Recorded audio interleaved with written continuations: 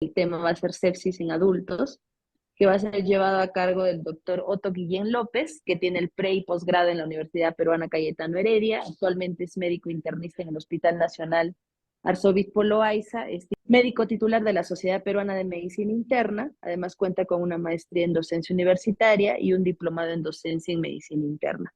Bienvenido, doctor Otto Guillén. Gracias por aceptar la invitación. Gracias, Kila, por la invitación primero, ¿no? Ok, entonces el tema de sepsis en adultos lo he puesto. Obviamente yo manejo más adultos desde el 2005, que es ingresé a residente en el Hospital Loaiza, ¿no? Y básicamente el abordaje, ¿no? Abordaje inicial y un manejo inicial que quizá en cuarto o quinto no lo vean, y espero que no se lo olviden, pero aunque sean puntos importantes, sobre todo los mensajes finales que les voy a mencionar, los tengan claro para cuando lleguen a externado, ni siquiera al internado, ¿no? Al externado y manejen ya a sus pacientes, porque ya en la mañana pueden estar con sus asistentes, con sus residentes, pero algunos residentes fugan, ¿no? Y los dejan solos. Así que no, varios sí son responsables, ¿no? Pero a veces se encuentran solos y van a tener que tomar a veces decisiones con sus pacientes a cargo. No voy a poner toda la agenda para no sesgarlos, sobre todo en las preguntas, ¿no? Pero siempre comienzo con un caso clínico. Y en base a eso voy a hacer preguntas. Y de ahí voy a enganchar a los conceptos, ¿no? Este es un primer caso, es una mujer de 62 años que vino a emergencia o ingresó a emergencia el mes pasado, ¿no? 17 de mayo, antecedente de linfedema, hipertensión, hipotiroidismo, alergia a penicilina. La historia de emergencia dice eso, ¿no? Dolor, edema, secreción postrauma y un día de fiebre. Las funciones vitales, poco la presión elevada, 150/70, un poco taquicárdica 96, no había taquipnia y tampoco fiebre, al menos en ese momento que llegó a emergencia. Esta es la lesión en la pierna, la que llevo, ¿no? Una lesión ulcerada y eritema alrededor, ¿no? Es una foto de familiar del paciente que, bueno, yo le tomé foto, ¿no? Porque le tomé el celular. Y le tomaron en emergencia estos análisis, bueno, varios análisis, pero los principales son estos, ¿no? Leucocitos en 9000, 8% de bastones, 83 en militados y una proteína C reactiva en 34, si no conocen los valores normales, es de 0 a 5. Entonces, esta es la primera pregunta que tienen que decidir o resolver, ¿no? En este caso, ¿no? Una mujer de 62 años con ese tipo de enfermedad, ¿no? 7 días, dolor, edema y secreción, con esa úlcera que tiene ahí, ¿no? Tuvo fiebre, pero en la emergencia no se le cuantificó, pero ahí está el dato, ¿no? Ya, estos son los resultados. Ya, la mayoría votó por una infección localizada, ¿no? Entonces, por ahí María José escribió antes que no cumplía con los criterios de sepsis. Ya, entonces vamos a preguntar sobre los criterios de sepsis. Esta es otra votación. Esta es la pregunta, ¿no? ¿Qué escala usaría o usa usted, si es que todavía no han tenido pacientes con sospecha de sepsis? Entonces, ¿qué escala usaría o usan para definir a alguien con sepsis, ¿no? Acá sí hay respuestas más variadas. A ver, la mayoría usaría el Quicksolve, la mitad. De ahí la segunda votación usarían el CIRS y el Quicksolve. Y otro votó por el CIRS solamente, ¿no? El síndrome de respuesta inflamatoria sistémica. Ya. Ok, entonces ahora sí vamos a comenzar con la parte de conceptos, ¿no? Los conceptos de sepsis para iniciar, ¿no? La mayor parte de la sesión va a ser un resumen de la última guía del 2021 de sepsis, ¿no? La campaña de sobreviviendo a la sepsis. No, obviamente no les voy a leer toda la guía, pues, ¿no? Si no estaríamos hasta mañana. No, las partes más importantes, o resumir las partes más importantes y sobre todo las que van a ser de aplicabilidad, ¿no? ¿Y qué herramientas se tiene para detectar sepsis? Son varias, ¿no? En el 91 apareció el SIRS, que es el síndrome de respuesta inflamatoria sistémica, pero antes del 91 existía, ¿no? Todavía existen las funciones vitales, algunos signos clínicos de infección, por ejemplo, en el caso que les mencioné, ¿no? Un eritema no es igual tener una úlcera del tamaño que vieron que tener una úlcera más grande, o un eritema del tamaño que vieron con un eritema más grande, con mayor aumento de volumen, con secreción purulenta, con formación de absceso, Eso no se puede ver con un SIRS, eso no se puede ver con un Quicksilver. Y acá recién conocí a leer esta guía, esto del News y el News, que se lo voy a mencionar rápidamente en adelante. ¿Y por qué esto tiene problemas? ¿No? Porque de acuerdo a cualquier estudio, y la misma guía lo dice, tiene una sensibilidad y especificidad variables, ¿no? Muy variables, diría yo, ¿no? Y por eso yo elegí no leer la guía del 2016. ¿Y por qué? Porque desde que me dijeron o de que me enteré que la guía del 2016 de Sepsius, ¿no? Solo usaba el Quicksilver y satanizó el CIRS, ya dije, tú no saben nada, ¿no? Bueno, sí saben, pero en medicina no es, no hay nada que tengas que usar al 100% y otra al 0%. Lo importante es usar todas las armas que tengas para poder diagnosticar mejor a tu paciente o tratar mejor a tu paciente. Lo mismo que los tratamientos, saliendo un poco de la sepsis.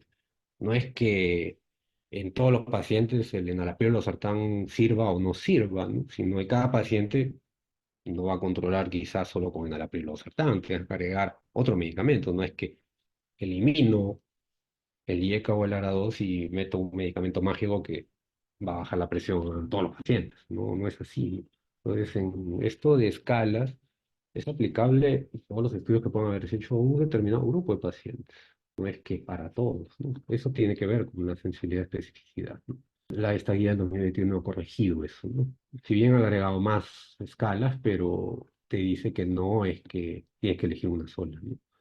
Y esta es la del Quick Sofa, si ven ahí, la puntuación rápida, no voy a ponerla normal, ¿no? Porque es más compleja, digámoslo así. Entonces, sí, sí, es cierto que es una escala práctica, ¿no? Pero si se dan cuenta es totalmente inespecífica, ¿no? Porque dice alteración del estado de conciencia. Pero una alteración del estado de conciencia puede ser una encefalopatía hepática y el paciente no va a estar infectado.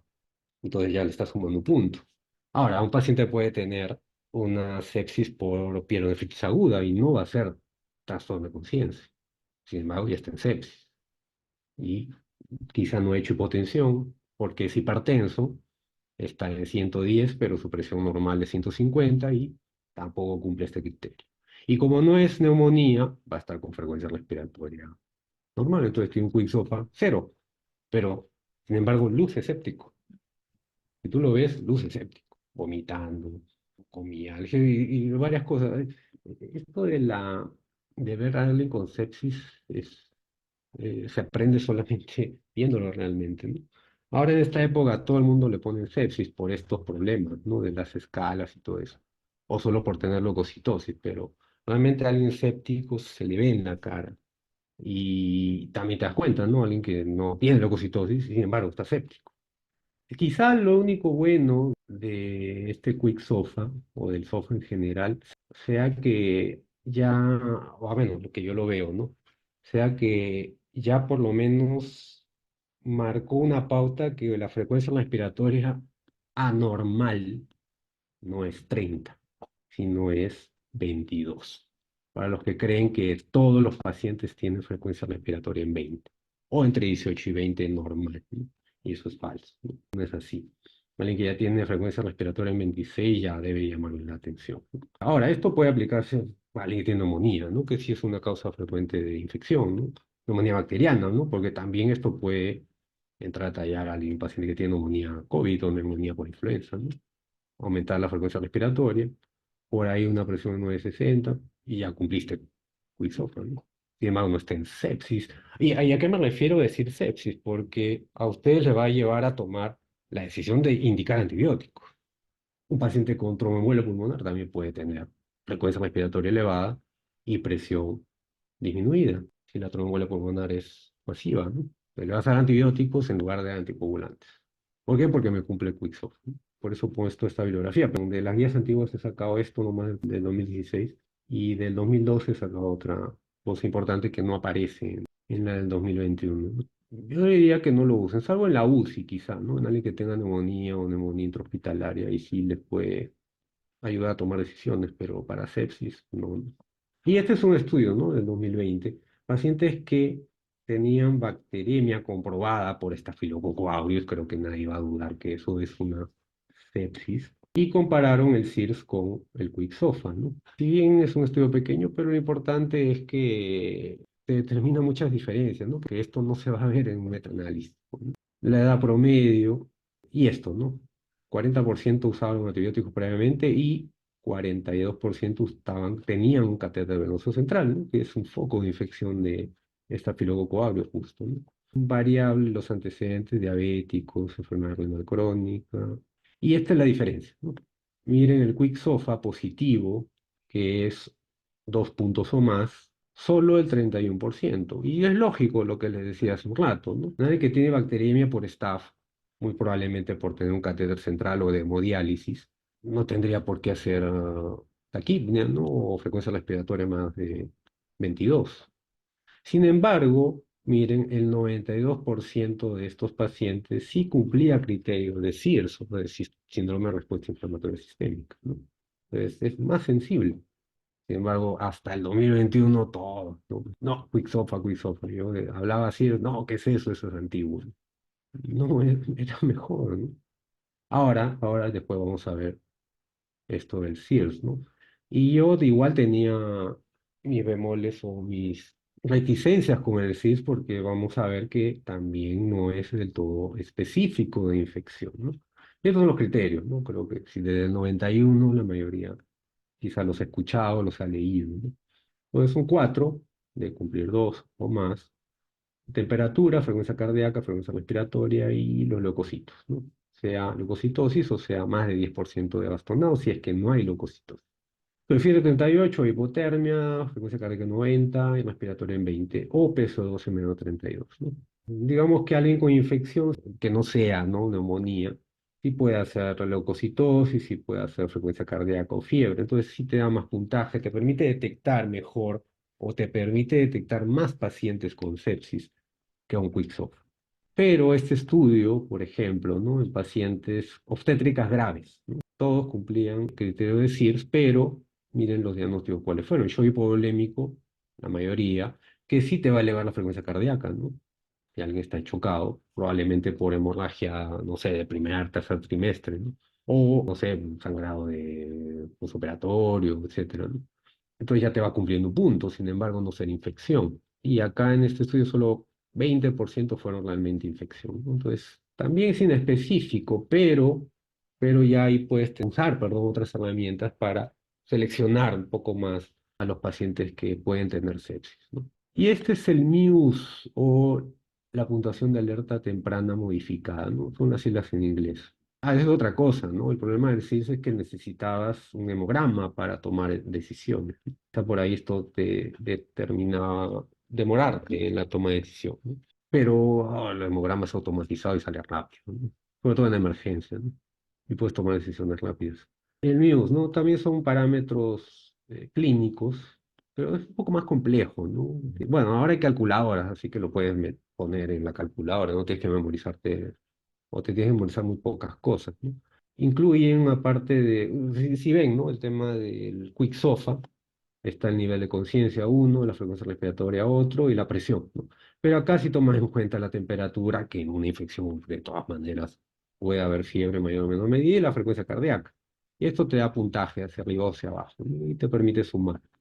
Ojo, esto no, ese es otro punto, ¿no? Las escalas no es que te dicen que tiene infección, lo que te dice es que tiene más riesgo de morir, tanto el Quicksofa, el SIRS. Bueno, sí es quizá un poco menos, ¿no? Pues, porque eso es más antiguo. Pero este MIUS, el MIUS, lo que te dicen es riesgo, probabilidad de muerte o de ingreso a UCI, de un paciente crítico. Pues que tienes que actuar más rápido, pero no te dicen esto es igual a sepsis. Eso también a veces no se toma en cuenta, ¿no? Ok, entonces vamos al segundo caso y una tercera pregunta. Esta es una mujer de 62 años, también del mes pasado, 18 de mayo, ya la vi en piso, en el pabellón que trabajo, en una segunda, y la historia, esta ya es la historia de pabellón. 7 días de tobillo, dolor de rodillas, 6 días, el dolor es 10 sobre 10 ya, hay un día nomás que le impide caminar, se cuantifica fiebre 38,5. Pero en el piso le toman la presión de 120/60, 80 de cardíaca, 13 respiratoria y 36,9 de temperatura. Esta es la pierna, está hematosa, un poco de eritema acá también. Y estos análisis del mismo día, leucocitos en 7500, cero bastones, 0% bastones, 89% de segmentados. Acá hay un PCR más alto, ¿no? En 52.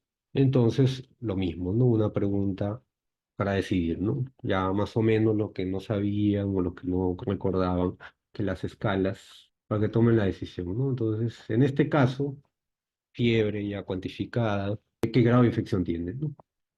Y a ver, han votado, igual la mayoría, 63% por infección localizada. Pero ya he visto que varios han votado más también por sepsis y por sepsis grave, ¿no? Y eso que el paciente o la paciente tenía menos número de leucocitos, no tenía bastones. Nadie ha votado por shock séptico por la presión, ¿no? Probablemente. Ya, entonces vamos a ver las escalas. Esto lo he sacado de la calculadora de frente. Entonces, no cumple criterio de, al menos cuando llegó, ¿no? Más de 38, aunque igual le puedes poner acá uno, pero hasta ahí nomás, ¿no? Cardíaca tampoco, respiratoria tampoco, y leucocitos ni bastones tampoco, ¿no? Estos son los, digamos, criterios 2012, en el cual sumabas, ¿no? Una fuente de infección, si tiene, evidentemente, acidosis láctica, presión menos de 90. Y miren, ¿no? Acá algo interesante que es la caída, que lo vamos a mencionar más adelante, de 40 milímetros de mercurio de la normalidad, no tampoco. Entonces no cumple, ¿no? Si ponen todo esto abajo, si leen, dice que no cumple criterios de Sears. Y el Quicksoft a menos, pues, ¿no? Estado mental alterado, frecuencia respiratoria, presión tampoco, cero. Teóricamente no es de alto riesgo. Y esto es el MUSE también, ¿no? Presión, esto es frecuencia cardíaca, perdón, cero, respiratoria, cero, temperatura, alerta cero, ¿no? Entonces, 0 puntos, ninguno de las escalas cumple, digamos, un criterio de sepsis, ¿no? Entonces tendría sentido común la infección localizada. Eso es lo que hicieron en el piso, o lo plantearon así, ¿no? Una celulitis de miembro inferior izquierdo, aunque le ponen complicada, ¿no? Y estas son las indicaciones que le ponen, ¿no?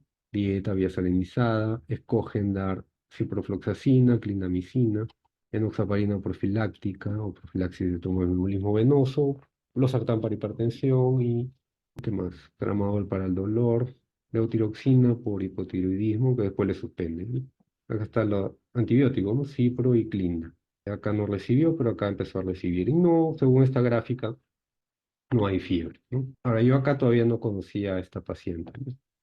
Y ahora sí vamos un poco más a definiciones. ¿Qué es sepsis? Puede haber múltiples definiciones, pero a grandes rasgos es, digamos que, primero, una infección, poco que consideren, por frecuencias, yo diría más neumonía, hielonefritis y otras infecciones, ¿no?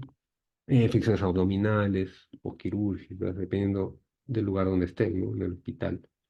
Y que el paciente, o el huésped es el término que usan en la guía, el paciente desarrolla una respuesta desregulada, totalmente anormal para una infección, ¿no? Y esto puede llevar a disfunción orgánica, pues, que puede matar. Entonces, las recomendaciones de 2021 son 93, no las voy a leer todas acá. Las pueden leer ustedes, es de libre acceso, acá está el link, si gustan, lo pueden googlear incluso y pueden leerlo, traducirlo, yo lo he leído traducido. ¿Y qué recomiendo? El principal, no usar Quicksofa, pues, ¿no? No usar el Quicksofa para determinar, ¿no? Esto anula completamente la guía del 2016, que mejor que no la leí. Hoy ya había leído la del 2012, ¿no? Y pueden usar cualquiera de las otras, ¿no? Yo les recomendaría usar el SIRS, ¿no? Y después de eso ya tienen que ir desarrollando su agudeza clínica, ¿no? Quicksofa les puede ayudar para pacientes con neumonía, pero y eso también, ¿no? 22, hay que ver la saturación también, y no sabemos la frecuencia cardíaca, ¿no? Gente que pueden no estar taquimíticos al inicio, pero pueden estar taquicárdicos. Y cuando alguien tiene hipoxemia, primero eleva la frecuencia cardíaca, no es la frecuencia respiratoria. Con eso compensa la hipoxia. Ya conforme va avanzando la neumonía, ya aumenta la frecuencia respiratoria conforme la saturación va cayendo, ¿no? Entonces, puede ser hasta muy tardío el Quicksilver en caso de neumonía. Y lo otro que sí no ha cambiado en el 2012 es usar el lactato, ¿no? Aunque vamos a hablar un poco más también del lactato en adelante. Tampoco es la panacea. ¿Y por qué? Aunque no lo mencionan en la guía, yo lo he puesto acá, ¿no? Es detectar el lactato que se eleve permanentemente, no solamente un solo valor, ¿no? Porque puede ocurrir también que ustedes tomen al inicio el lactato y está normal, pero no lo tomaron después y salió elevado. Y lo otro es que se mantenga elevado, ¿no? O al revés, ¿no? Le tomaron estaba elevado, después no le toman otro y quizá ya bajó, ¿no? Pero tener o demostrar en un paciente que tiene lactato que se mantiene elevado, tiene, y eso sí está demostrado hace tiempo, que tiene una alta mortalidad de sexo. En el Hospital Loaiza tenemos la ventaja de que el lactato sale en cualquier análisis de gases arteriales. En otros hospitales creo que se tiene que tomar separado. Pero pongo de otra bibliografía, digamos, las alertas en qué cosa, en que hay otras causas de elevación de lactato que no son infección, que no son sepsis.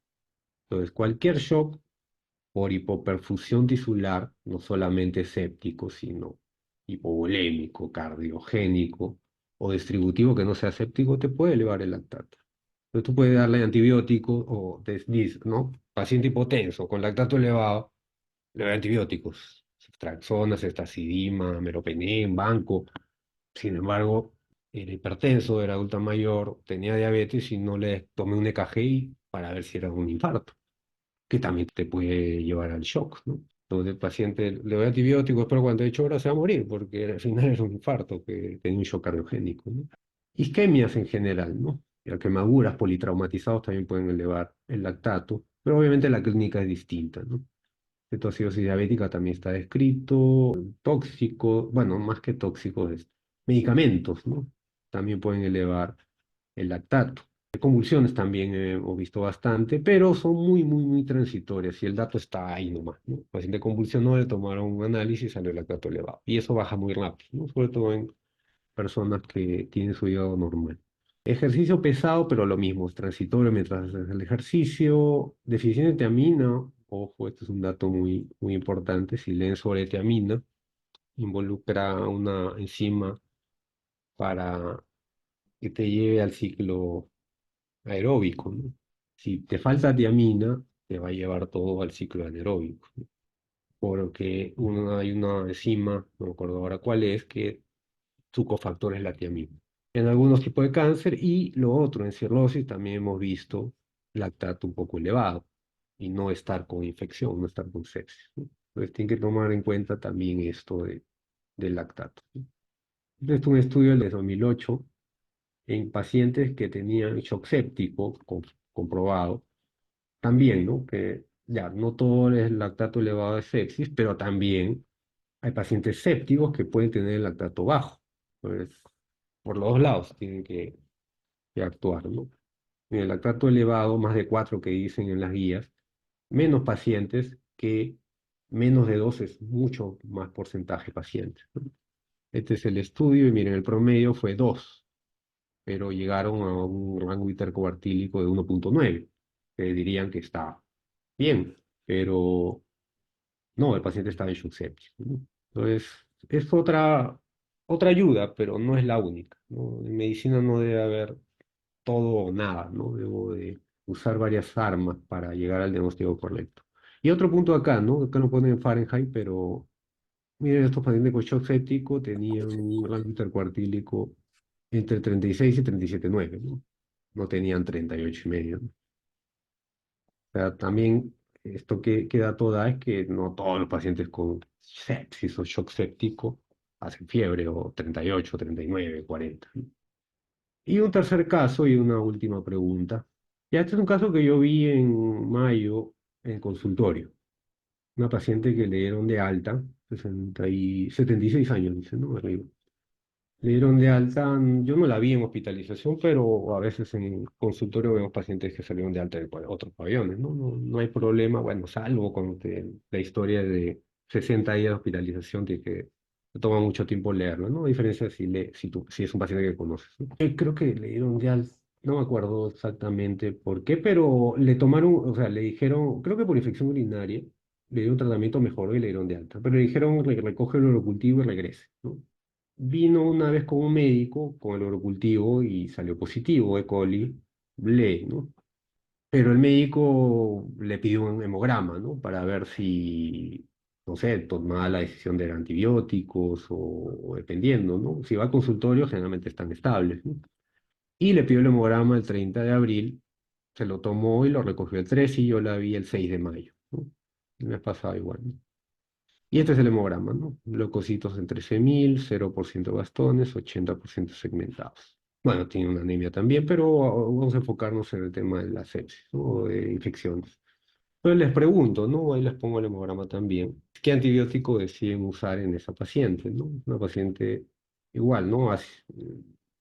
Tranquila, vino a consultorio, salió de alta, que será no, en la primera semana de abril, estable, recogió su cultivo, vino el 30 de abril, le pidieron un hemograma y se lo tomó, ¿no? Salió 13.000 leucocitos con 0 bastones, 80% de neutrófilos y ya vino a mí para reevaluarla con esos dos análisis y yo tomar la decisión. ¿Qué deciden ustedes, no? Y bueno, ahí tienen el antibiograma, ¿no? Y quieren elegir alguno. Ya, estas son las votaciones. A ver, ¿no? Entonces una mujer adulta mayor, 76 años, acude a consultorio, ojo, el 6 de mayo que yo la vi con los resultados, ¿no? Un cultivo para colible de un mes antes, cuando estuvo hospitalizada, y leucocitos de una semana antes de 13.400. Y la pregunta es, ¿qué antibiótico decide usar?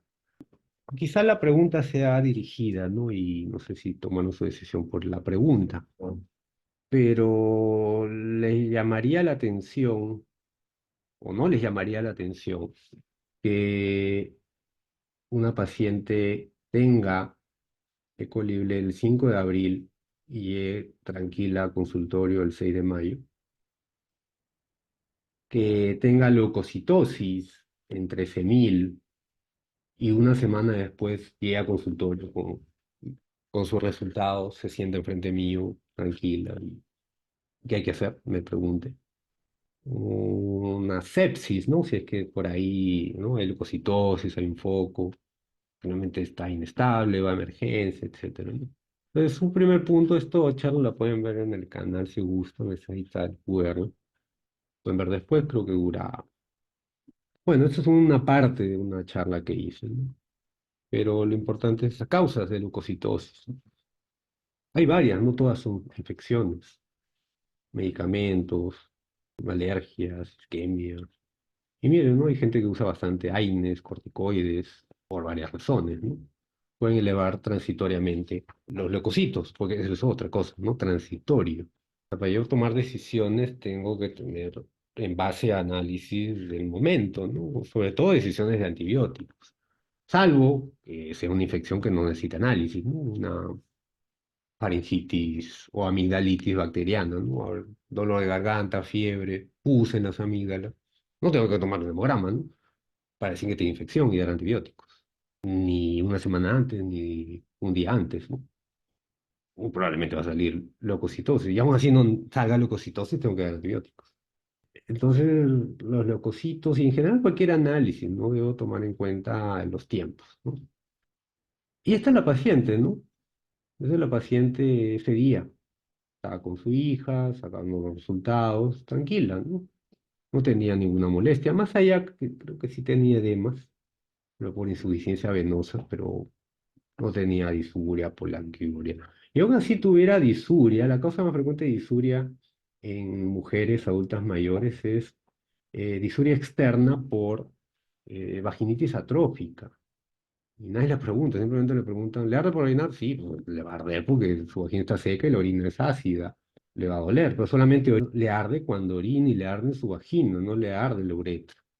A veces le arde la uretra también porque también se atrofia o la mucosa se atrofia, pero no hay polaquiuria, que es, que es uno de los síntomas, digamos, cardinales o dolor suprapúbico de la cistitis aguda cuando decides o deciden usar antibióticos en general para cualquier infección urinaria, ¿no? O baja, ¿no? Obviamente esta paciente no luce séptica por ningún lado.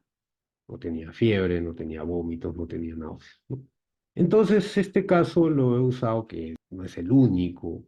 A hospitalización llegan pacientes similares con disuria, lo cultivo BLE, y ingresan para meropenem. No tenía ningún sentido darle meropenem a esos pacientes, que les digo de hospitalización. Estaban mal por otra cosa, no por infección urinaria, sino tenían meningitis, me ha pasado también. Y porque al tomar un urocultivo contaminado, solo le dieron antibióticos, ¿no? Ok, entonces ya esto es un poco más de detalle. Esto no es de la guía del 2021, pero es del 2012, pero es algo que no está en la guía del 2021. ¿Y qué cosa es la definición de hipotensión inducida por sepsis? O en esa época lo llamaban sepsis grave o shock séptico, etcétera, ¿no? Y yo pienso que no debe dejarse de pensar eso, ¿no? Pero no está en la guía del 2021. ¿Y qué es eso? Es, obviamente, ¿no? Todo el mundo va a saber presión diastólica menos 90, 85, 80, 70, 60, 20, palpatoria. He visto diferentes valores en shock séptico. Presión arterial media es más difícil, ¿no? Puedes verla cuando está conectado a un monitor, ¿no? Antes no teníamos monitores, ahora sí hay monitor, al menos uno o dos en cada pabellón de Loaiza, en emergencia un poco más. Ya te puedes ayudar un poco con un monitor, ¿no? Pero calcular ni siquiera en celular te toma tiempo, ¿no? Pero esto es algo que no está, ¿no? O perdón, esto es algo que estaba en esa guía y a mí me parecía muy importante y muy relevante, ¿no? ¿Qué cosa? Que hay pacientes hipertensos que no controlan y su presión habitual es 150, pero cuando ya su presión llegaban, tú lo veías mal, a veces con somnolencia, infectados me refiero, ¿no? No que tenían otra enfermedad. Pero tomar la presión estaba en 100, no cumplía el criterio de hipotensión, pero lucían mal, estaban fríos, el llenado capilar quizá un poco más lento, nunca más de 2 segundos, pero era lento, lento. Y esto justificaba el uso de o antibióticos o inclusive volumen, ¿no? Porque nadie generalmente le pone volumen a alguien que tiene presión 160, ¿no? Obviamente este paciente estaba taquicárdico, pero su presión estaba en 100 o en 90 o en 92. Sin embargo, lucían sépticos y lucían con hipoperfusión tisular. Y es por esta definición, una disminución. Alguien que tiene 150 de presión basal, porque es hipertenso y no tomaban sus pastillas para la presión. Si la presión bajaba a 110, podría considerarse como un paciente con hipotensión inducida por sepsis, pero verdaderamente alguien infectado, ¿no? No alguien con un grupo cultivo positivo después de 2 meses, ¿no? Y este es otro punto también que no está en estas guías, ¿no? Que es en ausencia de otras causas de hipotensión, lo mismo. Paciente hipertenso puede tener un infarto y no ser sepsis, por más que tenga el examen de orina positivo, ¿no? Ya esto de dos desviaciones estándar por debajo de la normal para la edad creo que es más para niños, ¿no? Pero para adultos esto es algo que a mí me ayudó bastante en la emergencia para tomar decisiones de, sobre todo fluidoterapia en pacientes hipertensos, ¿no? Y esto ni qué decirlo, ahora ya no se toma en cuenta, todo es sepsis, toda hipotensión es sepsis, no es así. Y obviamente esos pacientes no van a mejorar con antibióticos, ¿no? Un infarto, una pericarditis también a veces, ¿no? También te puede causar hipotensión. Ya, ahora sí volvemos a la guía 2021, ¿no? Entonces, sospecha de sepsis shock séptico, evaluar rápidamente. Evaluar rápidamente no es con estos scores, es funciones vitales. ¿Para qué? Para descartar rápidamente, ¿no? Causas infecciosas o no infecciosas. Si la infección no es confirmada, tienen que reevaluar constantemente, sobre todo buscar causas muy infecciosas. Vuelvo a repetir, pacientes adultos mayores, hipotensión por infarto o tromboembolia pulmonar que puede simular una neumonía, ¿no? Y esto sí yo le he agregado, ¿no? Todo lo que he puesto en cursiva o en azul, yo lo he agregado. También infecciones no bacterianas. En la pandemia, y no creo que pocos casos también, ahora que no hay tanto COVID, por decirlo así, había pacientes con taquimia, taquicardia, quizás no tanto hipotensión, que podías tú pensar que era bacteria, pero no, era virus, ¿no? Influenza siempre va a haber, también te puede dar fiebre, entonces no es igual a antibiótico, no es igual a mero banco, ¿no? Tienen que tener mucho cuidado, mucha sospecha de que pueda ser una infección no bacteriana, ¿no? Neumocisis no te da tanta fiebre, pero te puede dar neumonía y no tienes que darle antibióticos, mero banco, ¿no? Y ojo, hay neumocisis no solamente en VIH, ¿no? Sino en algunos pacientes inmunosuprimidos y en algunos pacientes no inmunosuprimidos también hemos visto. Entonces, si no hay infección, suspendan o pueden suspender nuevamente en alguien que no está en shock séptico los antibióticos, ¿no? Que hasta un tercio de casos pueden no ser, al inicio pensar en sepsis, pero no lo eran, ¿no? Y ahora, eso no quita que el paciente lo reevalúen y si que aparece algo que sugiere infección, puedan reiniciar los antibióticos, ¿no? ¿Y por qué no dar mero banco a todo el mundo? Porque hay efectos adversos, ¿no? Principalmente alergias, ¿no? Sobre todo la vancomicina, a veces si no lo administras muy rápido puede haber hipersensibilidad, ni qué decir toxicidad renal, algunos casos de trombocitopenia por carbapenems, también infección por el Clostridium y lo principal, resistencia a antibióticos. En mi época de internado, lo más que se usaba era ceftriaxona y a mí me parecía que a todos le daban ceftriaxona, ¿no? Cosa que podías usar otros antibióticos de menor espectro, ¿no? Y 25 años después, ¿qué tenemos? Las Ecoliblel, enterococos resistentes a vancomicina o las Klebsielas resistentes a carbapenems, ¿no? Que nos íbamos a imaginar hace 25 años que iba a existir eso. Entonces, ahora en pandemia se usa Homero Banco para todo. En hospitalización se sigue usando Homero Banco a pacientes que están chocados por otra causa. ¿Qué vamos a tener en 10 años? ¿Qué van a tener ustedes en 10 años para usar en los pacientes? Y eso, no estoy hablando de la UCI. Entonces, eso es por qué es importante no dar antibióticos a todo el mundo. Ya, ahora sí, si el paciente viene chocado o con shock séptico, claramente, o sí, tienes que usar los antibióticos dentro de la hora, si hay shock. Y si no hay shock, pues digamos que pedir pruebas para confirmar realmente 3 horas, pues, ¿no? Pero un paciente con sepsis realmente sí se puede chocar rápido, ¿no? Ahora, la guía te dice que no uses procalcitonin para decidir el inicio de los antibióticos. Sí puedes usarlo para decidir si el paciente ya está estable, para decidir retirar el antibiótico, pero no para iniciar. Pero la evaluación clínica sí tienen que hacerla y no con monitor, no con solo saturómetro, ¿no? Sino presión arterial medida, clínicamente ver al paciente si luce o no luce infectado, ¿no? Cuando vean una verdadera pielonefritis aguda, esa es la clásica cara de una sepsis, ¿no? Pero sin haber usado antibiótico. Esa es la verdadera cara de una sepsis. Pero pielonefritis aguda, dolor lumbar unilateral, náuseas y vómitos y fiebre, ¿no? Pero ahora a todas las lumbajes mecánicas les hacen PPL, va a salir positivo, pues, ¿no? O va a salir, o va a ser doloroso, y eso no es igual a pielonefritis, ¿no? En caso un paciente sí haya tenido verdaderamente disuria o polaquiuria, mujer más joven o varón, que es más raro tener cistitis, pero vamos a usar el caso de mujeres, ¿no? Esta es la clásica sensibilidad antibiótica de una ecolible. Y miren, mayo de 2024. Igualita hace 20 años. No, menos, 2005, ya 15 años. Igualita.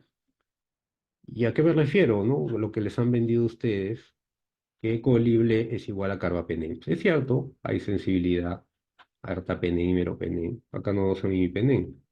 Es resistente a ceftriaxona, cefalosporina. Sí, está acá.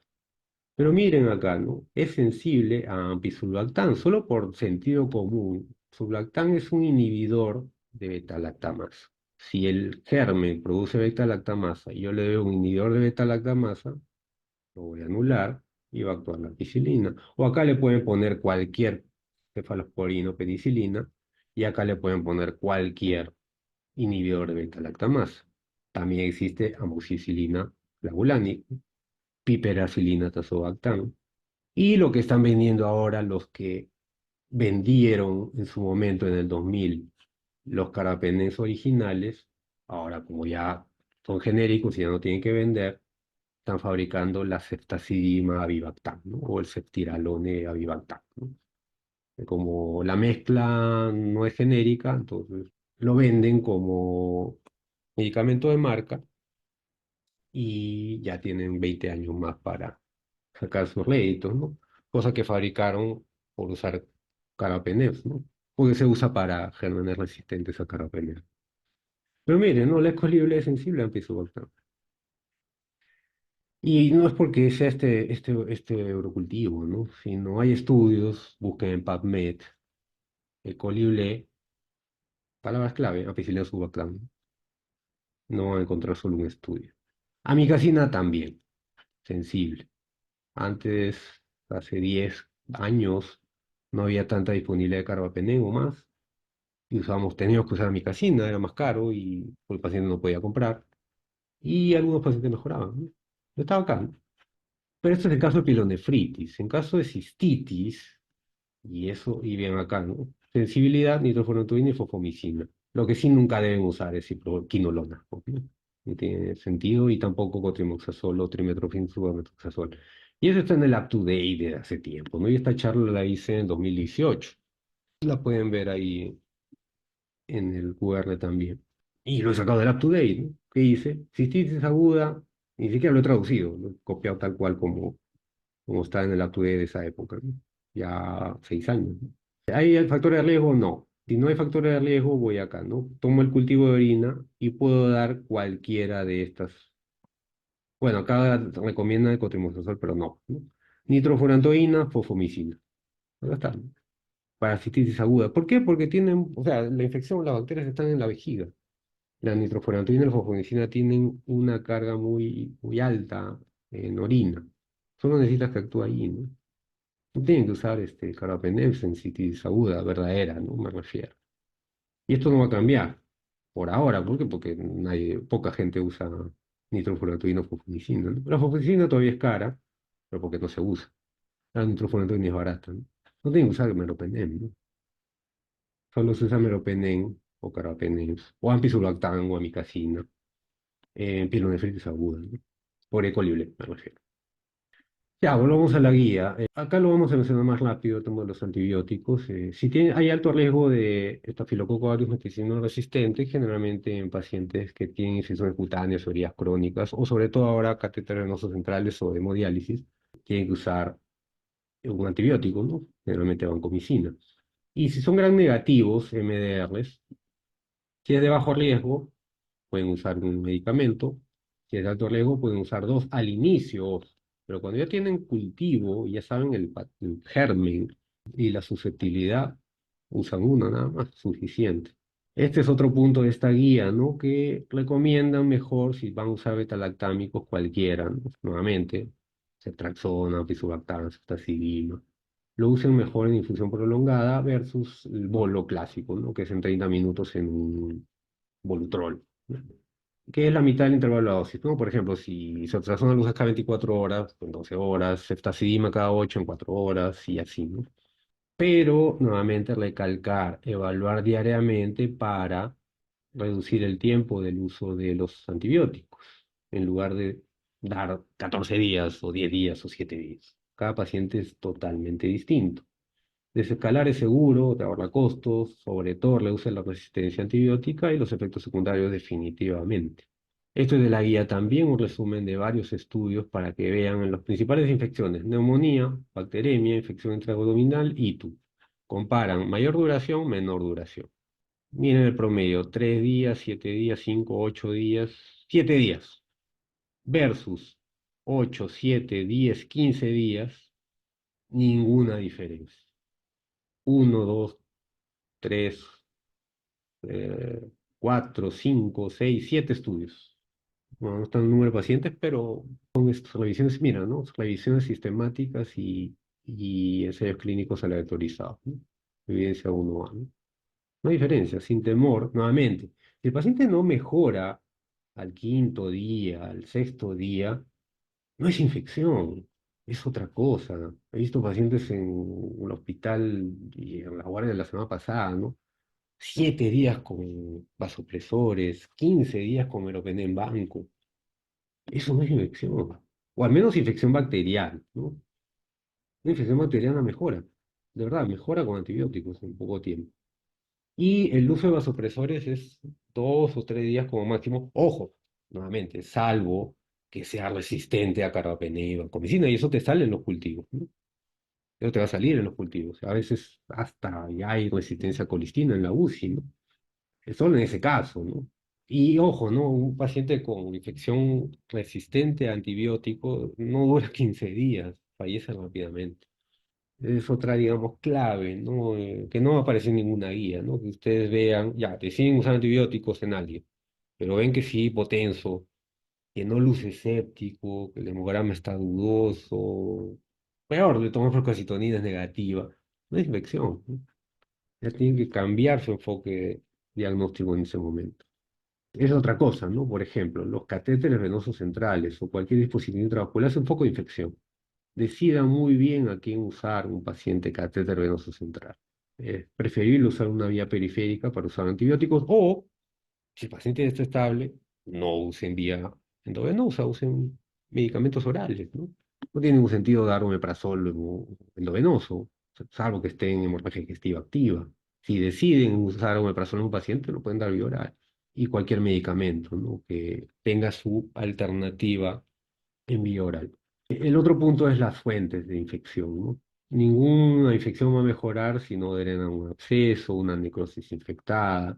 Y al contrario también, ¿no? Si drenan rápidamente, el tiempo de antibiótico va a ser menor. Si amputan un pie infectado, pie diabético infectado rápidamente, vas a necesitar menos días de antibiótico. Estás sacando poco de infección. Y obviamente, mientras más demores, amputar, drenar, vas a tener que usar más antibiótico más tiempo y eso también te va a generar resistencia. En el mismo paciente, ojo, ¿no? Que al inicio ya te puede haber mejorado, pero después ya los gérmenes que quedan están siendo resistentes por demorarte en el drenaje, ¿no? Obviamente para eso dependes de cirujanos, ¿no? O traumatólogos, ¿no? Y esto es lo que les decía, ¿no? Utilizar procalcitonina si es que tienen dudas en suspender o no el antibiótico. Ya. Vuelvo al segundo caso, ya no van a votar, pero ¿por qué? Porque si alguien no sé si se dio cuenta, yo recién conocí a la paciente, o a esa paciente, perdón, el 21, justo el 21 de mayo. Y a mí me llamó la atención el dolor de las rodillas, ¿no? Eso no tiene nada que ver con una celulitis, ¿no? Y que dificulte caminar, ¿no? Y un dolor 10/10. Una celulitis no te duele tanto. Entonces, esta es la foto de la paciente. Realmente, si ven, ya es una foto, yo la he verticalizado, pero yo la tomé en horizontal, ¿no? Si ves realmente, sí está aumentado el volumen, pero lo que estaba aumentado el volumen más era la rodilla. Y era lo que le dolía a la paciente más. No podía ni siquiera, yo le trataba de examinar, mover, apenas se dejaba tocar por dolor intenso, ¿no? Entonces, ¿qué decidí hacer? Una artrocentesis. El plan que me dijeron, no, hay que hacer una ecografía. ¿Qué ecografía? Hay un montón de líquido. Entonces, en la tarde misma, porque esta foto la hice en la mañana, la sospecha alta era una infección articular y le hago la artrocentesis. ¿Y qué obtuve? Ese líquido. ¿Cuál es el diagnóstico? ¿Cuántos hay? 15. A ver, alguien escriba. ¿Cuál es el diagnóstico? Ojo, es la misma clínica, ¿no? Dolor, aumento de volumen, fiebre un día. Bueno, el aumento de volumen era de la rodilla, le hago artrocentesis y sale ese líquido. ¿Cuál es el diagnóstico? Claro, ¿no, Piero? Es una artritis séptica.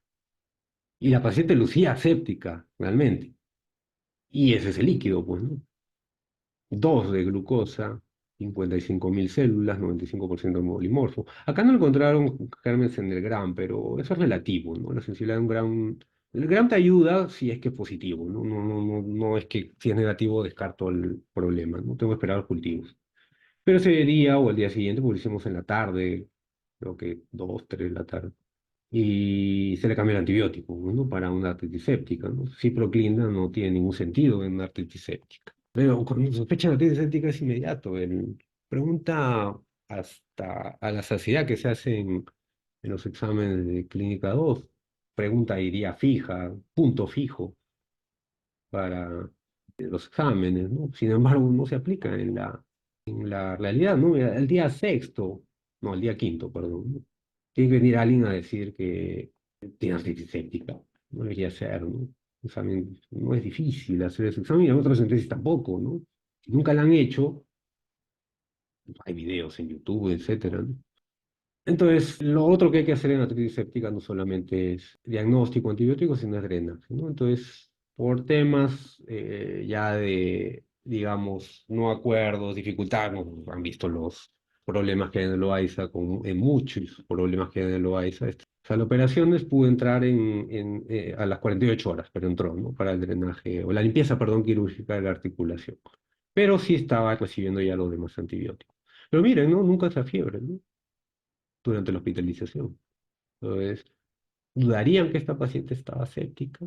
Ojo, tenía 9.000 leucocitos, 7.000 leucocitos. Y estos son los cultivos, ¿no? Que ya salieron después, ojo, ¿no? No es que el cultivo sale inmediatamente o como se lo ponen en las preguntas de los exámenes, ¿no? Obviamente Staphylococcus aureus y resistente a cipro, pues, ¿no? El Staphylococcus cipro no sirve para, ya en esta época, quizás hace 40 años servía, pero ya no, ¿no? Y resistente a clindamicina, que le está, ¿no? Tampoco, ¿no? Algunos piensan que la clindamicina cubre staph. Sí, teóricamente sí, pero probablemente ya no, ya hay resistencia de estafilococo a clinda, ¿no? Y el otro germen que salió porque la paciente lucía mejor, pero no completamente, con la vancomicina y la ceftriaxona. Salió Pseudomonas, ¿no? Pseudomonas, y miren, resistente a carbapenems, pero sensible a micacina. Nosotros le cambiamos antibiótico antes de tener los cultivos a ceftazidima. La paciente mejoró, se sintió mejor cuando se le cambió a ceftazidima, la ceftriaxona, ¿no? Se le continuó y estuvo mejor, ¿no? Así que a pesar del cultivo, le continuamos con ceftazidima y la vancomicina, ¿no?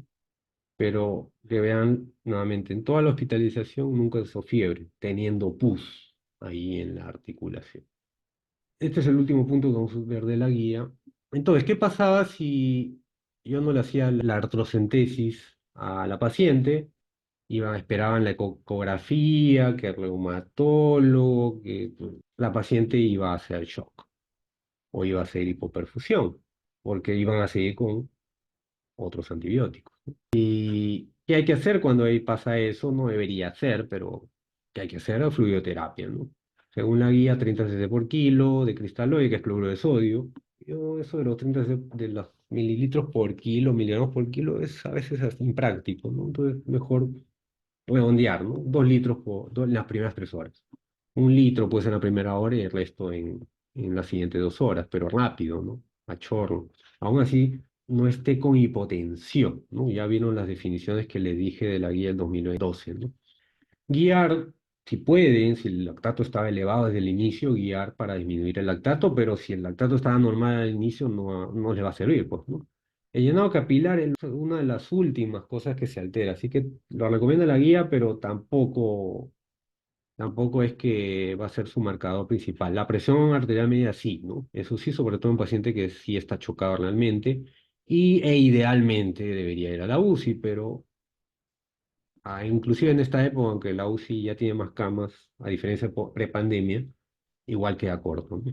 A veces van a tener lo que manejar en pabellón, ¿no? ¿Qué más dice la guía? Cristaloides, ¿no? No hay ninguna diferencia en usar poligelina, que es más cara, los resultados son los mismos.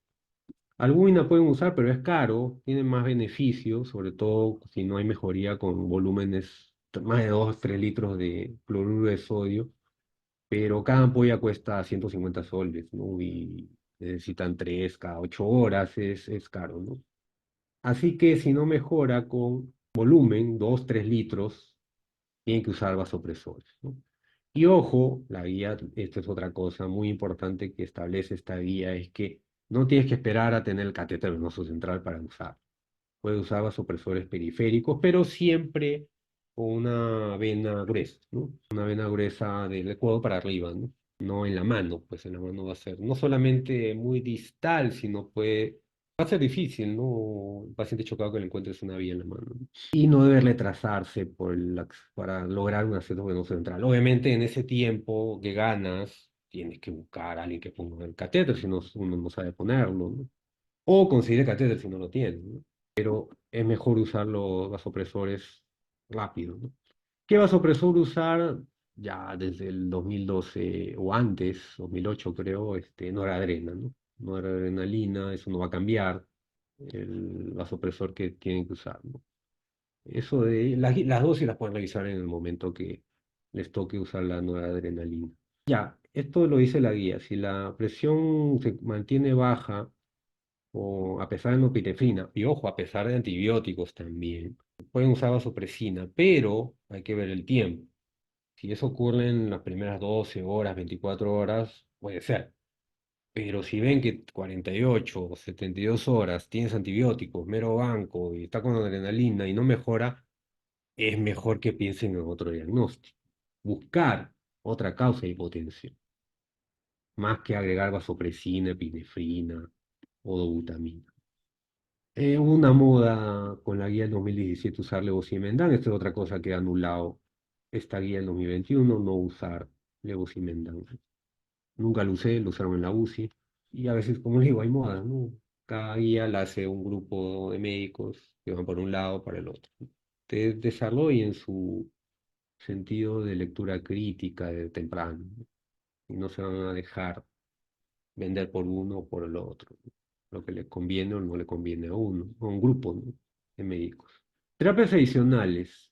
Esto está un poco más al final de la guía, pero yo lo pongo más adelante porque en algunos pacientes hay estudios que te dicen que mejoran con corticoides, hay otros que no, pero yo pongo acá en azul, esto yo lo he agregado, que deben descartar insuficiencia adrenal, sea un paciente que tenía el diagnóstico, no lo sabían, porque a veces el paciente viene sin familia, viene chocado, no da datos, y ya tenía un diagnóstico de insuficiencia adrenal, o no lo tenía, pero la causa más frecuente de descompensación o de crisis adrenal en un paciente que tiene insuficiencia adrenal de base son infecciones. Entonces, cuando un paciente es infectado o estresado o tiene algún estrés o tensión, necesita más corticoides, pero si la glándula o la hipófisis no funciona, no va a secretar los corticoides que necesita y va a haber hipotensión. Entonces el paciente necesita corticoides, ¿no? Pero antes de decidir usar hidrocortisona, tomen una muestra de cortisol primero, pues si no, ya no hay marcha atrás. Pusieron hidrocortisona y el cortisol se va a alterar. Ahora, lo que yo hago en el hospital es, porque me va a tocar de noche, me va a tocar feriados, etcétera, no voy a poder tomar el cortisol en ese momento. Entonces le doy dexametasona que no altera el cortisol férico, el paciente puede mejorar y le tomo el cortisol al día siguiente. Y ese es otro punto. Si mejora con dexametasona la presión, una cosa es que voy a usar menos vasopresores si ya estoy en shock. Y lo otro es que estoy descubriendo que esa paciente tenía insuficiencia adrenal, ¿no? Porque un paciente que está enchocado y le doy corticoides y mejora la presión, pues le faltaba corticoides, pues, ¿no? Eso se llama respuesta terapéutica o terapia empírica, ¿no? Es lo mismo que se usa en las infecciones, ¿no? No es que ustedes deciden usar antibióticos con el urocultivo o el hemocultivo ya en resultado, ¿no?, por sospecha. ¿Qué más? Nutrición enteral, que en emergencia a veces dejan en NPO una semana a un paciente, ¿no? Ya, salvo que tenga un abdomen algo quirúrgico, ¿no? Darle dieta, ¿no? Sea por boca o sea por sonda nasogástrica, ¿no? Siempre va a ser mejor dar dieta que destrozo. El dextrozo solo tiene 200 calorías por litro. Un pan tiene más calorías que un litro de dextrozo. Bueno, un pan con mantequilla.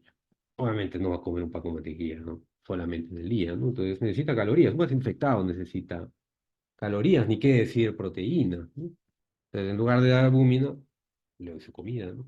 ¿Qué más profilaxis? Esto no solamente en sepsis, les diría. En cualquier paciente hospitalizado con riesgo de tromboembolismo venoso deben usar enoxaparina, salvo que esté sangrando o haya contraindicaciones. Omeprazol, que es bastante usado, a veces innecesariamente. Un paciente chocado con ciertos factores de riesgo tiene que usar omeprazol, ¿no? Pero solamente por el tiempo en que esté en ese estrés, ¿no? En el shock, en la infección activa, que no debe ser más de una semana, ¿no? Estos son los factores de riesgo: alguien que tiene TP prolongado, plaquetas bajas, shock o cirrosis, ¿no? Este es, digamos que un resumen final para que se graben, ¿no? Un paciente que tiene sospecho, ¿qué hacer en la primera hora, ¿no? Llega a la emergencia, sospecho que tiene sepsis o shock séptico, medir el lactato si pueden, ojo, no es que van a demorarse 5 horas para tomar un lactato, ¿no? Pueden medir el lactato bien. Si no, cultivos, no solo hemocultivos, sino cualquier cultivo, dependiendo de la infección que tenga, si es neumonía, esputo o secreción aspirado bronquial, si es orina, urocultivo, e iniciar antibióticos, ¿no? Amplio espectro, pero después pueden desescalar dependiendo del grado y de los cultivos de los resultados. Si el paciente hace hipotensión o hipoperfusión, cloruro de sodio 2 litros por día, 1 litro en la primera hora y 2 litros después, guiarse por el lactato o por la presión, dependiendo de lo que estaba alterado. Y si no mejora con esos 2 o 3 litros de cloruro, iniciar noradrenalina para mantener una presión arterial media de 65. Pueden googlear esto, en inglés es así, ¿no? Bundle Hour 1 sepsis. Este era para ver la evolución de los casos, ¿no? Este es el caso uno que les presenté el 17 de mayo, esta es la lesión, y con ciproclinda, la lesión cutánea 5 días después estaba mejor. Y este es el caso 2. Esta es la foto del 21 de mayo, antes de la artrocentesis, aumento de volumen, y esta foto es del 10 de junio, un par de días antes de su alta, miren la rodilla ya con drenaje, con ceftazidime y vancomicina, mucho menos, ¿no? Mucho menos. ¿Alguien se dio cuenta de algo entre el caso uno y el caso 2? Era la misma paciente, solo que una era la historia de emergencia que la guió hacia una celulitis o un diagnóstico o una etiqueta de celulitis. Y la otra no es que también estaba guiada hacia una celulitis, pero nadie describió el aumento de volumen, el signo del témpano, el dolor en esa rodilla. Obviamente nadie enfocó hasta que yo le examiné y le hice, bueno, peor, la tocentesis, artritis séptica, es la misma paciente. Miren, ¿no? Y la lesión cutánea sí mejoró, ¿no? Pero no iba a mejorar nunca la artritis séptica, sino que hacía el diagnóstico y se cambiaban los antibióticos. Ok, conclusiones, mensajes para que se lleven. Uno, sepsis, el diagnóstico es clínico. Tienen que tener muy alta sospecha. Los scores pueden ayudar, pero no son la noche y el día, ¿no? Y si van a usar, usen el SIRS primero y el QISOFA, digamos en neumonía, ¿no? Pero más el SIRS, ¿no? Que tiene más datos, ¿no? Y un hemograma puedes tenerlo rápido ya, ¿no? Pero ojo, y vean esta paciente con celulitis, entre comillas, y artritis séptica, ¿no? Pueden haber leucocitosis también. Entonces, por eso la clínica, más que clínica, porque también suena trillado, ¿no? Síntomas y signos es lo que debe mandar mi decisión de cualquier enfermedad, pero más en infección, ¿no? Que en una sepsis te puede matar inclusive, ¿no? Ahora, pongo acá esto en azul, ¿no? Una celulitis es raro, ser pura, pura, ¿no? Celulitis pura, o un pie diabético infectado puro. Hemos visto también úlceras varicosas de años de evolución sobreinfectada. No llevan a shock séptico. ¿Por qué? No sé. Pero en otro tipo de infección sí, ¿no? El enfoque de sepsis primera hora, lactato, hemocultivos y otros cultivos también, diría yo, antes de iniciar antibióticos. Después de eso, antibiótico en triple espectro, cloruro de sodio 2 litros si hay potencial lactato alto, noradrenalina. Luego, ojo, luego la fisioterapia. También he visto casos que de frente inician noradrena y el paciente está deshidratado. ¿Cómo va a subir la presión si está deshidratado? Tiene que ponerle volumen primero, ¿no? Y mantener la presión arterial media más de 65. Esto sí no lo dice la guía, pero les sugiero que en pacientes que no mejoran con antibióticos y noradrenalina, la presión sigue baja, reevalúen el diagnóstico. Una insuficiencia adrenal se puede descompensar con infecciones, sea que tenga el diagnóstico previo o sea que no lo tenga. Un infarto de un miocardio, factor de riesgo cardiovascular, adulto mayor, hipertenso, diabético, puede tener hipotensión y puede empeorar con taquicardia, ¿no? Una tromboembolia pulmonar da hipoxemia, da taquipnea, el QI-SOFA te puede salir alto y no es infección, es otra cosa, tienes que darle anticoagulantes. Y también te puede causar hipotensión y shock, ¿no? Y bueno, si es infección real, tiene que si el manejo antibiótico debe incluir vancomicina si es que es artritis séptica, neumonía asociada a ventilador, asociada a catéter central o hemodiálisis. Si es pielonefritis, cefalosporina todavía de tercera o de cuarta puede servir. Para PENEMS, apizuractán también, o piperacinato tazobactán, si es necesario, neumonía que hay en la comunidad o infecciones intrahospitalarias, sobre todo los de más amplio espectro, ¿no? Si es adquirida en la comunidad, todavía podría servirse extracción, pero eso depende de ustedes, ¿no? Si llegan al internado y a todo disparan mero banco, ya no va a servir, ¿no? La extracción en poco tiempo. Y es importante, si hay abscesos o colecciones, tienen que drenarse. Si el problema es el catéter, quitarlos, ¿no? Sea de diálisis o sea catéter central. Ok, eso sería lo que tenía para decirles hoy día. Estos son los contactos. Si quieren ampliar más, en el canal de varios temas adicionales. Si no, el correo de la universidad también, ¿no? No sé si hay comentarios, preguntas, dudas, quejas. Ok, doctor, muchísimas gracias por la clase que estuvo práctica, interesante. No sé si hay preguntas, chicos, pueden ponerlo por el chat o levanten la mano, también pueden prender el micro. Doctor, Ah, aquí me llegó una pregunta, me dice, en caso de sospechar una sepsis en un primer nivel de atención, ¿qué manejo se puede realizar hasta derivar al paciente?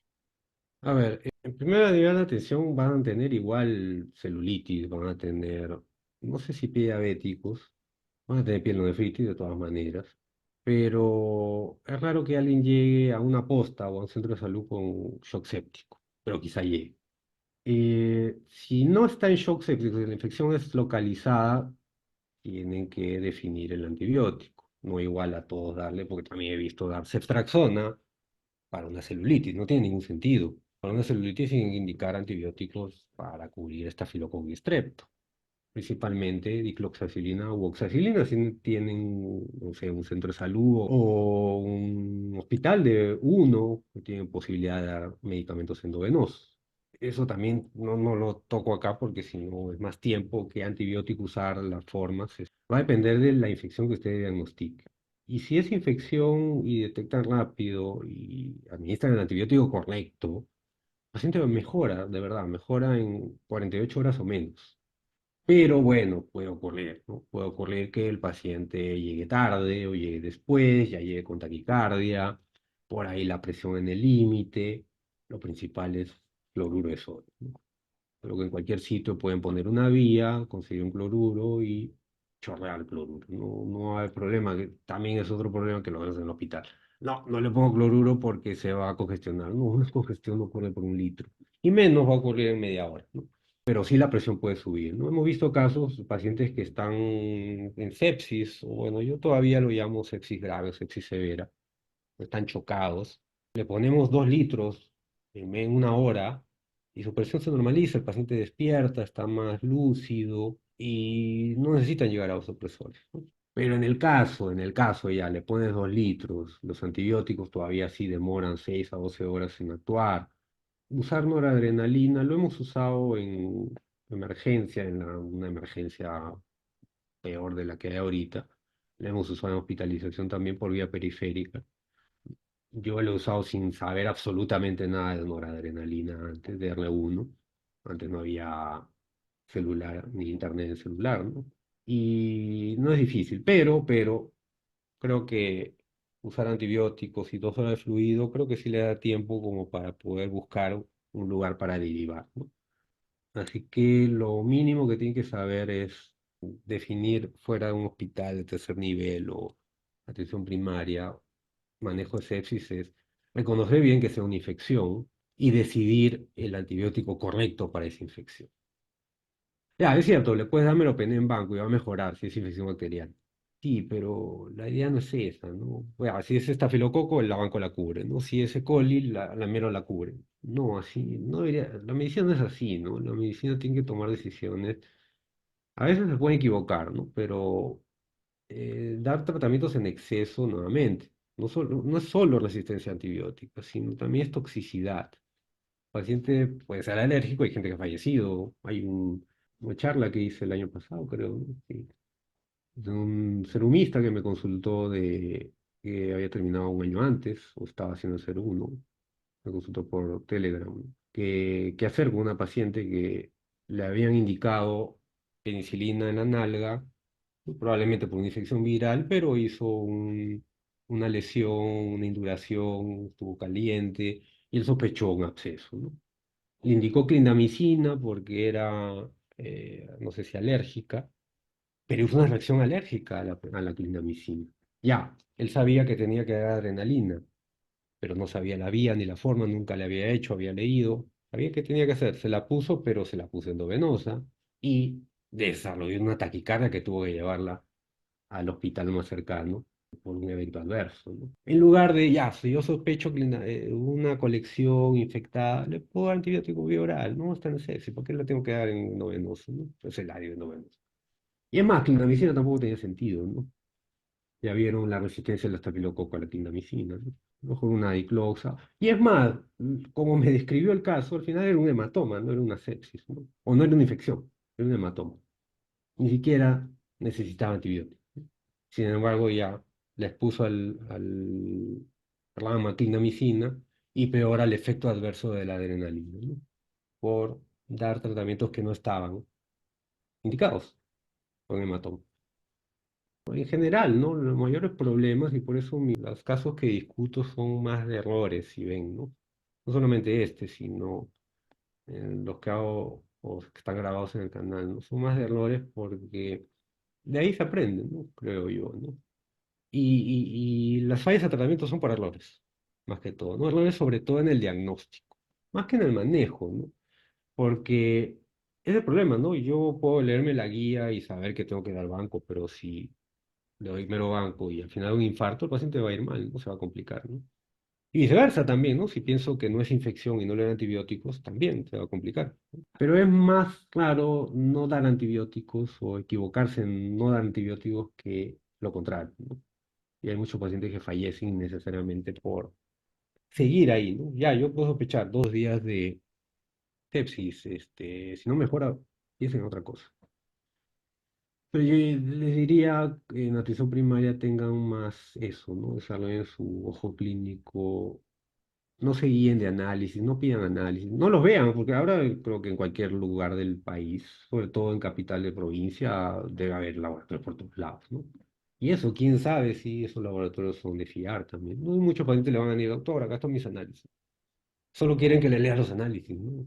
No, no caigan en eso, ¿no? Señora que siente, tiene molestias para orinar, sí, no. Verificar si realmente es disuria, me refiero a cistitis aguda, si no es una vaginitis candidiásica, que también me ha pasado en el Loaiza, ¿no? Una señora o señorita, no recuerdo, que en solidaridad cultivos antibióticos, y vino porque seguía con la disuria, ¿no? Solo le hice una pregunta, nada más, si tenía flujo vaginal. Tenía flujo vaginal. ¿Qué tipo? Como leche cortada. Lo que tenía era una vaginitis candidiásica que le producía ardor para orinar, pues, ¿no? Sin embargo, urocultivos, antibióticos y peor, ¿no? Como cuando tienes candidiasis vaginal, si das antibióticos es peor, ¿no? Y con un óvulo nomás se curó algo que en Solidaridad y en otras clínicas no le habían tratado. Solo con una pregunta, ¿no? Nada más, porque yo no lo he examinado. No necesitas examinar para diagnosticar una vaginitis candidiásica, ¿no? Entonces, la mayor parte de diagnósticos son así, haciendo las preguntas correctas y teniendo curiosidad real. Obviamente, si se queda con disuria, ya examen de orina, lo cultivo y chao, ¿no? Termina la consulta, ¿no? 20 pacientes, fácil, ¿no? No, la medicina, en verdad, de verdad, la medicina no es fácil como la han transformado ahora en los últimos años, ¿no? No sé si he respondido en algo la pregunta o hay algo Ok, que no ha quedado claro. creo que sí, doctor. Y de ahí, bueno, me llegó otra que estaría un poquito relacionada, pero ¿cómo influye la comorbilidad en la incidencia y gravedad de la sepsis? Es que es relativo, ¿no? ¿Qué comorbilidad, no? La comorbilidad más frecuente creo que es hipertensión por prevalencia, ¿no? Realmente no tendría mucha relevancia en la evolución de la sepsis, pero sí, salvo en el pequeño detalle que les mencioné, ¿no? De que un paciente realmente esté hipotenso con presión en 160, ¿no? Pero ahí nuevamente el tema de la clínica, ver que luce séptico, luce hipoperfundido, ¿no? Está somnoliento, frío, etcétera, ¿no? Pero otros comorbilidades, yo les diría, sí influyen, pero sobre todo porque no se han diagnosticado previamente, ¿no? Algo que vamos a descubrir sí o sí en un paciente infectado es si tiene o no tiene insuficiencia adrenal, ¿no? Sea como antecedente, o sea relativa, o sea no diagnosticada, ¿no? ¿Por qué? Porque un factor descompensante de insuficiencia suprarrenal es infecciones, ¿no? Y si no lo sospecho, no tengo mucha sospecha de eso, no le voy a dar corticoides, el paciente va a ir mal, ¿no? Va a ir mal porque necesita corticoides, más aún en ese momento de infección o de sepsis o hipotensión más, ¿no? ¿Qué otra comorbilidad frecuente es diabetes, ¿no? Diabetes sí es muy frecuente, sí está descrito como o sea, comprometer la inmunidad, ni qué decir de los pies diabéticos, pielonefritis por vejiga neurogénica, por complicarse con abscesos renales por pielonefritis. Depende mucho, ¿no? Depende mucho qué comorbilidad sea, ¿no? Lo que queda es ver las glucosas, no quedarse solo con glucosas en ayunas, y pedir glicosilada. Poca gente, inclusive en el hospital, pide hemoglobina glicosilada, ¿no? Que tú puedes tener glucosa en ayunas en alguien que lo tienes en NPO en emergencia una semana, va a estar glucosa normal, pero ves la glicosilada está en 11, ¿no? Y eso, pues, definitivamente, cuando empieza a comer, la glucosa van a subir a 200, 300, y eso no va a controlar o ayudarte a controlar la infección, ¿no? ¿Qué otra comorbilidad ahorita? No, pues no se me ocurre otra de prevalencia que afecte tanto. VIH sí, pues, ¿no? Pero son otro tipo de infecciones, ¿no? Como inmunosupresión. Ah, ya, usar en pacientes, ahora que hay mucho más diagnóstico de cáncer, ¿no? Quizá pacientes que han usado o tienen que usar quimioterapios, ¿no? Ahí sí es quizá buscar otras infecciones, otro enfoque, ¿no? Ya es otro capítulo, ¿no? Quizá neutropenia febril, es una comorbilidad que ahora es más frecuente que hace tiempo, ¿no? Pero habría que ver, ¿no? Exactamente qué comorbilidad, qué paciente es exactamente, qué enfermedad tiene previamente o qué enfermedad no tiene diagnosticado previamente, ¿no? Como para tomar decisiones en ese momento, ¿no? Ok, doctor. Bueno, doctor, muchísimas gracias por esta sesión tan productiva. El tema que hemos podido repasar hoy es realmente importante, ¿no? Y reconocerlo a tiempo junto con la clínica que mencionaba. Nos despedimos también a los participantes. Recuerden seguirnos en nuestras redes como a Predi y también al doctor que siempre está poniendo, no sé si quiere compartir sus redes, doctor. Ahí, bueno, dejó el Eh, QR que va a estar grabado en la clase para que puedan seguirlo.